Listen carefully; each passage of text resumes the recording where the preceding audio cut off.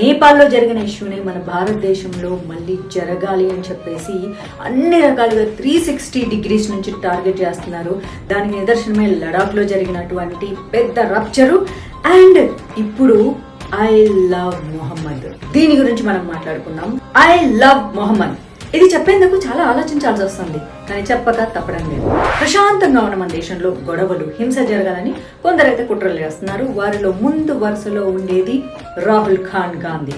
అందుకు జంజీలని బాగా వినియోగిస్తున్నారు. వాళ్ళకి యాక్చువల్లీ మంచి చెడు ఏంటో పూర్తిగా తెలియదు. వారితో అక్కడక్కడ అల్లర్లు అయ్యేలాగా చూసి దానిపైన రాజకీయం చేయాలని అయితే చూస్తున్నారు కదా.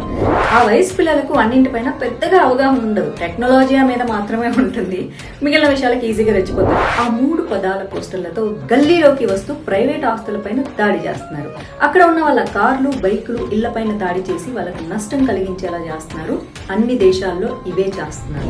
బీజేపీ పాలిత రాష్ట్రాల్లో ముస్లింలు ప్రశాంతంగా లేరు అని చెప్పేందుకు మాత్రమే ఈ ఇష్యూని ముందేసుకొని కూర్చున్నారు.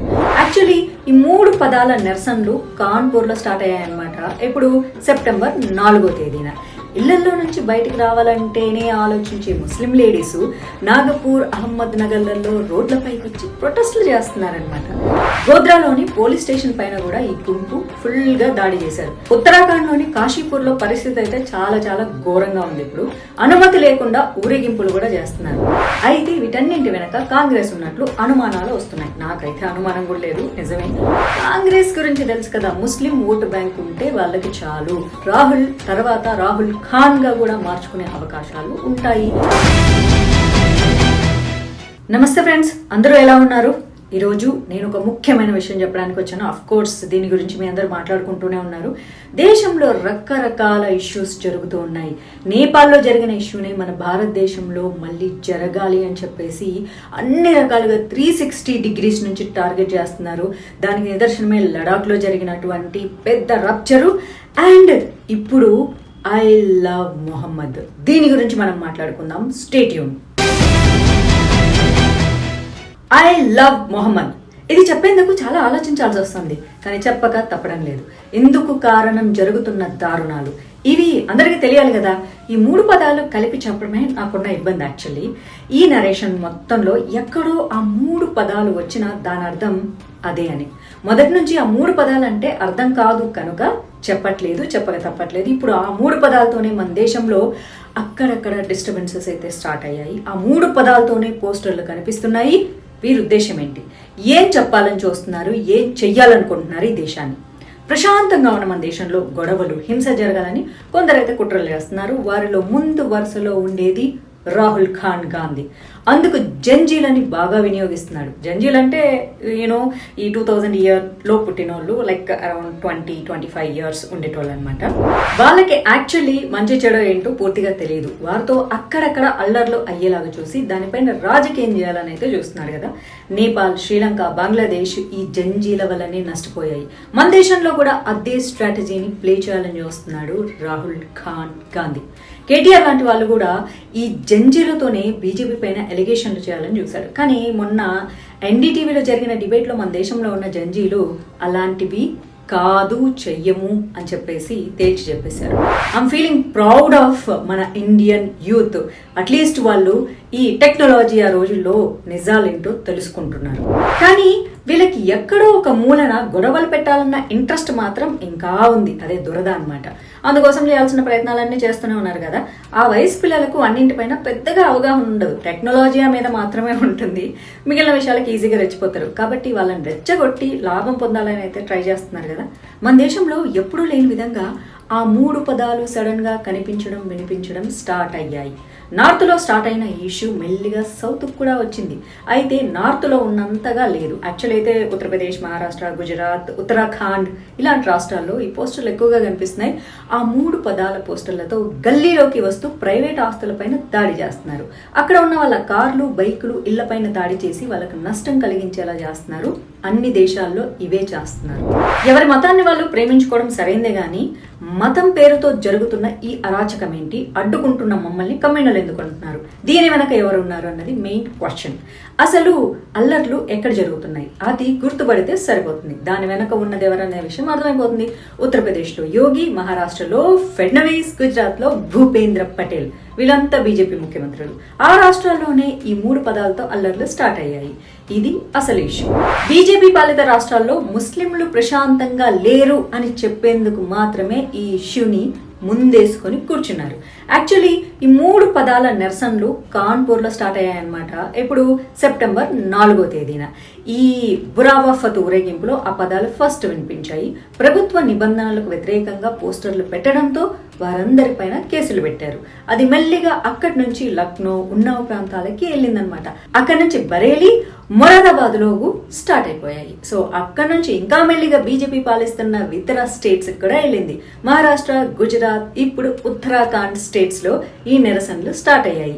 దీని టూల్ కిట్ మయన్మార్ నుంచి వచ్చిందో అంటున్నారు. ఇళ్లలో నుంచి బయటకు రావాలంటేనే ఆలోచించే ముస్లిం లేడీస్ నాగపూర్, అహ్మద్ నగర్లలో రోడ్లపైకి వచ్చి ప్రొటెస్టులు చేస్తున్నారనమాట. గుజరాత్ లో జరిగిన ఈ ప్రొటెస్ట్ అయితే చాలా హెవీగా ఉన్నాయి. గోద్రాలోని పోలీస్ స్టేషన్ పైన కూడా ఈ గుంపు ఫుల్ గా దాడి చేశారు. 17 మందిని పోలీసులు అరెస్ట్ చేశారు. 80 మంది పైన కేసులు కూడా పెట్టారు. ఉత్తరాఖండ్ లోని కాశీపూర్ లో పరిస్థితి అయితే చాలా చాలా ఘోరంగా ఉంది. ఇప్పుడు అనుమతి లేకుండా ఊరేగింపులు కూడా చేస్తున్నారు. పర్మిషన్ లేకపోవడంతో పోలీసులు న్యాచురల్ అడ్డుకుంటారు కదా, అది గొడవకు దారి తీసింది అనమాట. పోలీసులపైనే ఆ గుంపు దాడి చేసింది. ఓ పోలీస్ ఆఫీసర్ యూనిఫామ్ ను కూడా చించేశారు. చేస్తారు వాళ్ళు. అయితే వీటన్నింటి వెనక కాంగ్రెస్ ఉన్నట్లు అనుమానాలు వస్తున్నాయి. నాకైతే అనుమానం కూడా లేదు, నిజమే. పొలిటికల్ మైలేజీ కోసం బీజేపీ ఉన్న రాష్ట్రాల్లో కమ్యూనల్ రైట్స్ జరిగేలాగా కాంగ్రెస్ వాళ్ళకి సపోర్ట్ చేస్తుందట. ఆయా రాష్ట్రాల నుంచి గవర్నెన్స్ కూడా ఉంది. 2-3 టర్ముల నుంచి బీజేపీ వస్తుంది కదా. అండ్ ఇంకా కాంగ్రెస్ కి గెలిచే అవకాశాలు లేకపోవడంతో ఎలాగైనా సరే మత చిచ్చు రగల్చాలని చూస్తున్నారు. ఇలా వెనక ఉండి నడిపిస్తున్నారన్న విషయం మనందరికీ తెలిసిన విషయమే. ప్రశాంతంగా ఉన్న మన దేశంలో అల్లర్లు చేయాలని పదే పదే రాహుల్ గాంధీ రెచ్చగొట్టే ప్రసంగాలు కూడా చేస్తూ ఉంటాడు. అడ్డుకుంటే మనల్ని కమ్యూనల్ అంటారు. ఎక్కడికి వెళ్ళినా నేపాల్ మాత్రమే ఆందోళనలు చెయ్యాలంటూ సోషల్ మీడియాలో ట్వీట్లు కనిపిస్తున్నాయి. ప్రజలందరూ కలిసి ఉద్యమం కూడా చేయాలని రెచ్చగొడుతూ ఉంటాడు. ఈ మధ్యనే మరొక కాంగ్రెస్ లీడర్ ఉదిత్ రాజ్ కూడా ఇదే తరహాలో మాట్లాడాడు. నేపాల్ లాంటి పరిస్థితి భారత్ లో స్టార్ట్ అవుతుందని కూడా చెప్పాడు. కాంగ్రెస్ పార్టీకి చెందిన మాజీ కార్పొరేటర్ ఒక అడుగు ముందుకేసి వక్ఫ్ చట్టానికి వ్యతిరేకంగా కొందరు చనిపోవాలని కూడా చెప్పాడు. అలా అయితే మరికొంతమంది ముస్లింలు రోడ్లపైకి వస్తారు, అలా పొలిటికల్ మైలేజ్ పొందొచ్చని కాంగ్రెస్ ఆలోచన. కాంగ్రెస్ గురించి తెలుసు కదా, ముస్లిం ఓటు బ్యాంక్ ఉంటే వాళ్ళకి చాలు, ఫ్రీ బీస్ ఇచ్చేసేసి వీళ్ళు పదవుల్లో ఊరేగుతూ ఉంటారన్నమాట. అండ్ రాహుల్ తర్వాత రాహుల్ ఖాన్ గా కూడా మార్చుకునే అవకాశాలు ఉంటాయి. ఇప్పుడు లోపల ఉంది పేరు, తర్వాత బయటికి చెప్పుకుంటారు. ఇది అందరికీ తెలిసిన విషయమే. నాకు ఎవరి మీద ద్వేషం లేదు, కానీ ఈ 11 సంవత్సరాల్లో మీరు చూసుకుంటే హిందూ ముస్లిం గొడవలు భారతదేశంలో చాలా తక్కువగా ఉన్నాయి. దాని బిఫోర్ కేసులు తీసుకుని ఎన్నున్నాయి. అయినా సరే హిందూ ముస్లింలకు మధ్య ఏదో ఉంది అంటూ సోషల్ మీడియాలో రప్చర్ అవుతుంది తప్ప యాక్చువల్గా సమాజంలో అట్లాంటివి లేవు. అలాంటివి కాంగ్రెస్ పాలనలో మీరు కోకొల్లలుగా చూసి ఉండొచ్చు. అదే వీళ్ళ బాధ. మేమున్నప్పుడు ఇంత రప్చర్ చేసి ఓట్లను కొట్టేసుకుంటే బీజేపీ వచ్చిన తర్వాత ఓన్లీ సోషల్ మీడియాలోనే కొట్టుకుంటున్నారు, రోడ్ల మీద కొట్టుకోవట్లేదు అంటేని వీళ్ళ బాధ. మీరు బాగా అబ్జర్వ్ చేసుకుంటే హిందూ పండగలు అంటేనే సరే కాంగ్రెస్ కి వ్యతిరేకం. మొన్న జరిగిన ఈ కాశీ ప్రయాగ మహాకుంభమేళ మీద ఎలాంటి కామెంట్స్ చేశారు మనందరికీ తెలిసిన విషయమే. హిందువుల పండుగలు మాత్రమే కాంగ్రెస్ నాయకులు క్వశ్చన్ చేస్తారు. దీపావళి అప్పుడు క్రాకర్స్ అంటారు, గణపతి పండుగలప్పుడు విగ్రహాలు, వాటరు, అయ్యో ఏమేమో అంటారు, హిందువులను టార్గెట్ చేస్తారు. అయితే ముస్లింల పండుగల సమయంలో ఎలాంటి అల్లర్లు చేసినా, పోలీసులు తన్నినా సరే సైలెంట్ గా ఉంటారు. అసలు అలా జరిగిందా అన్న క్వశ్చన్ కూడా రైస్ చేయరు. అండ్ దీనికి మనం అవాక్ కావాల్సిన అవసరం లేదు. అందుకు కారణం ముస్లిం ఓట్ బ్యాంక్. అయితే ఇవి బీజేపీ రూలింగ్లో ఉన్న రాష్ట్రాల్లో జరిగాయి కాబట్టి వెంటనే వాళ్ళను అరెస్ట్ చేసి జైలుకు పంపించారు. రాహుల్ గాంధీ ఫేక్ ఓట్ చోరీ నరేషన్ ని ప్రజల ముందుకు తీసుకెళ్లారు. ఎవరూ నమ్మకపోవడంతో రాహుల్ గాంధీ తన లైన్ మార్చుకుని పొలిటికల్ మైలేజ్ కోసం కమ్యూనల్ ఇష్యూని ఎత్తుకున్నాడు. ఇప్పుడు ఇలా ఎంతో కొంత పొలిటికల్ గా బెటర్ అవ్వాలన్నదే రాహుల్ ఖాన్ తాపత్రయం. ఇది అందరికీ తెలిసిన విషయమే.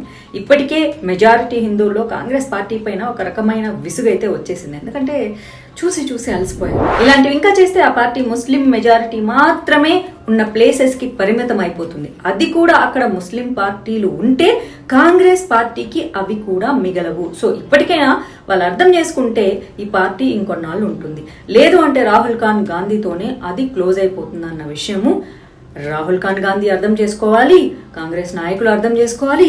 ఎండ్ ఆఫ్ ది డే మీరు ఏ పార్టీలో ఉన్నా ఈ దేశం ప్రశాంతంగా ఉండాలని కోరుకోకపోతే మీరు పొలిటికల్ పార్టీ పెట్టుకొని వేస్ట్, దాన్ని సమాధి చేసేయడమే బెస్ట్ అని నేనంటాను. మరి మీరేమంటారో మీ కామెంట్ల ద్వారా తెలియజేయండి. నాకు చిన్న సపోర్ట్ చేయండి, జస్ట్ ఒక లైక్ కొట్టండి, షేర్ చేయండి అండ్ మీ కామెంట్స్ కూడా తెలియజేయండి. అది నాకు చాలా బూస్ట్ ఇస్తుంది. మళ్ళీ మంచి వీడియోతో కలుసుకుంటాను. అంతవరకు నేను సైతం దేశం కోసం జై హింద్, జై భారత్, జై దుర్గామాత.